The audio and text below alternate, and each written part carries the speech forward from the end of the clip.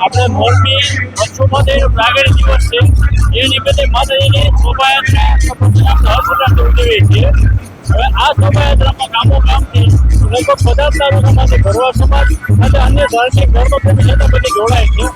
આ શોભાયાત્રા આપણે મહેન્દ્રપુર પશુપતિ જગ્યા ત્યાંથી નીકળી ત્યાંથી સુપરટોકીથી બરાબર મેઇન રોડ ત્યાંથી નહેરુ ગેટથી ગ્રીન ચોકથી દરબાર સુધી પહોંચે છે।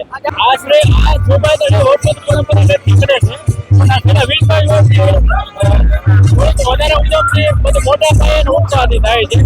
આ શોભાયાત્રામાં બધા શ્રદ્ધાળુઓ હોય છે, માતાજીના દર્શન કરે છે અને પ્રસાદનો લાભ લે। રથયાત્રા કરવાનો મુખ્ય ઉદ્દેશ એ છે કે માતાજીની પરંપરાને વર્ષોથી જે માતાજીના બેસવું છે નદી કાંઠે મંદિરના કચ્છમાં ત્યાં માતાજીના કપડા ધજા નિશાન અને બાવનની સજા ચડાવવાની હોય છે અને બધા જ ધાર્મિક જનતાઓ છે એનાથી માતાજી પ્રત્યે શ્રદ્ધા વધે અને બધાના હોસ્પિટલ માતાજીની કૃપા આશીર્વાદ મેળવવા માટે આ શોભાયાત્રામાં જોડાય છે। બીજ નિમિત્તે મચ્છુ માતાજીનો પ્રાગટ્ય દિવસ હોવાથી વર્ષોથી પરંપરા આ 13મી સદીમાં માતાજી અહીંયા પ્રગટ થયા અને ત્યાર પછી આ સમાજે ભરવાડ સમાજના એક પંચના કુળદેવી તરીકે ઓળખાય છે। તો એ પરંપરા મુજબ આજે પણ ભવ્યથી ભવ્ય રથયાત્રા કાઢવામાં આવેલ છે।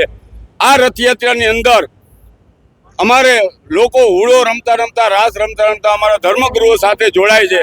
ત્યારબાદ અમારા રસ્તામાં શરબતના સ્ટોલો, જમવા માટેની વ્યવસ્થા, દૂધ કોલ્ડ્રિંક, આ ઠંડા પીણા પાણીની ફૂલ પ્રૂફ વ્યવસ્થા કરવામાં આવેલ છે અને દર વખતે કરવામાં આવે છે જેથી કરીને આજે રબારી ભરવાડ સમાજનો અમારે પાવન પ્રસંગે તમામ સમાજ ઉમટી પડે દર વખતે।